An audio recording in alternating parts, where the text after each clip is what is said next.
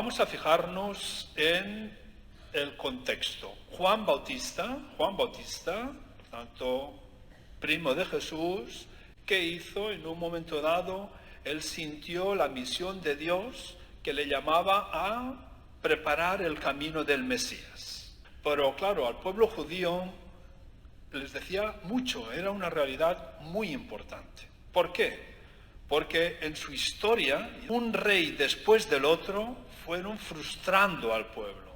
Los reyes era una institución que fue elegida para teóricamente, ¿verdad?, ocuparse del pueblo, en nombre de Dios, ayudar.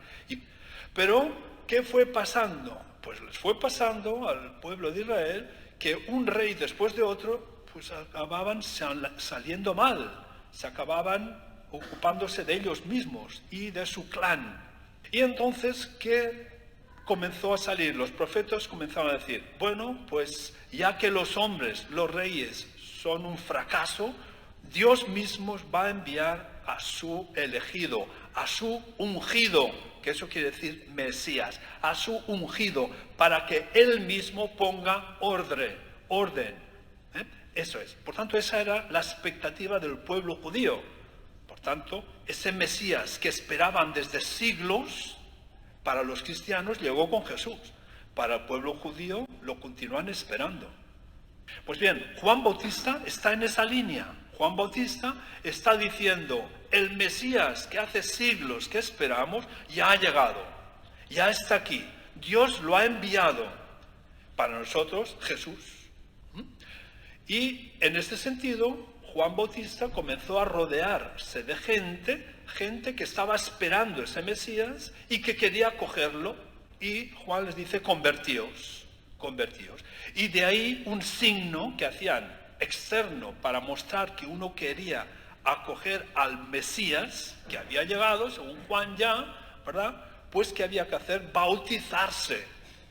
Y de ahí el bautismo de Juan, que era un bautismo de conversión.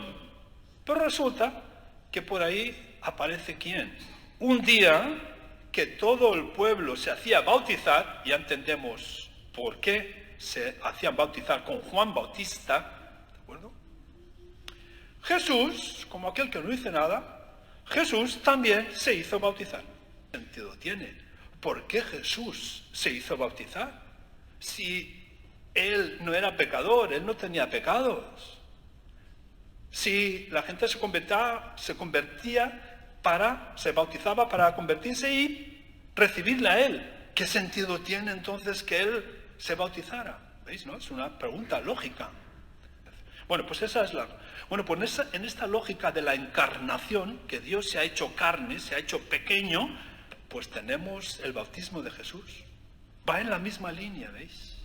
Él, que no tenía pecado, se pone en la línea, en la fila de los pecadores. Eso, si no es en la lógica del amor, no se entiende. Jesús, por amor a nosotros, por solidaridad a nosotros, se pone en la línea de los pecadores y se hace bautizar por Juan Bautista. Pero ahí pasan cosas. Se nos dice lo siguiente. Mientras rezaba, es que cuando se reza, de verdad, pasan cosas. Cuando uno reza bla, bla, bla, bla, y se acuerda de Santa Bárbara cuando truena, es decir, solamente se acuerda de Dios para pedirle cosas, pues eso no es serio. Eso no es rezar del todo, eso es rezar a medias. Bueno, pues se nos dice que mientras rezaba, se abrió el cielo y bajó hacia él el Espíritu Santo en figura corporal de una paloma. Es un símbolo. Jesús, se nos dice, las personas especialistas, que aquí es cuando comenzó una etapa distinta en Jesús. Hasta entonces era la etapa oculta de Jesús. No sabemos prácticamente nada. Lo último que sabemos de Jesús hasta ese momento era cuando había en Jerusalén ido al templo cuando tenía 12 años. Y después, desde los 12 hasta este momento, los evangelios no nos dicen nada. Se nos dice que la divinidad de Jesús se escondió en su humanidad. Pero se nos dice que a partir de ese momento dejará esa etapa oculta y se dará a conocer al mundo. ¿Veis? Por tanto, se nos dice que ese bautismo, ese momento, abriéndose y rezando a Dios, recibió el Espíritu Santo, y eso a partir de ahí él tomó conciencia de quién era. De quién era, de su identidad profunda de hijo de Dios. Y es a partir de ahí que él comenzará su etapa pública. Jesús recibe el Espíritu Santo y se pondrá a seguir lo que el Espíritu Santo le irá orientando.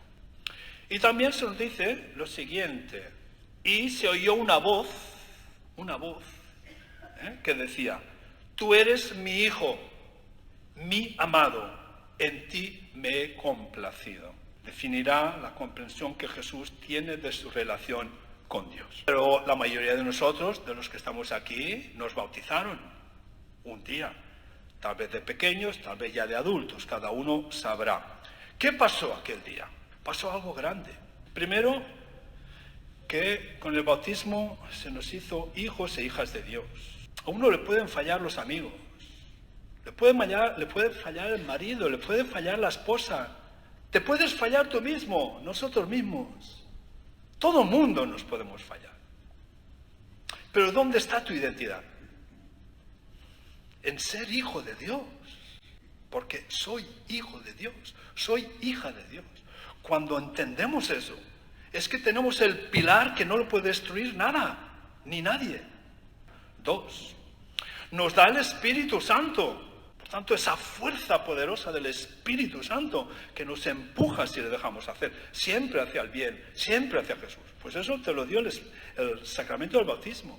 3, nos quitó el pecado original. Cuando nacimos teníamos un defectillo. Pues ¿qué hace el bautismo? Pues lo quita. 4, nos incorporó a la iglesia. Antes de estar nosotros ya había iglesia. Pues nos incorporamos a ese grupo de cristianos y cristianas, a la iglesia. Y nos capacitó para enviarnos a la misión de anunciar el Evangelio. Eso nos da el bautismo también.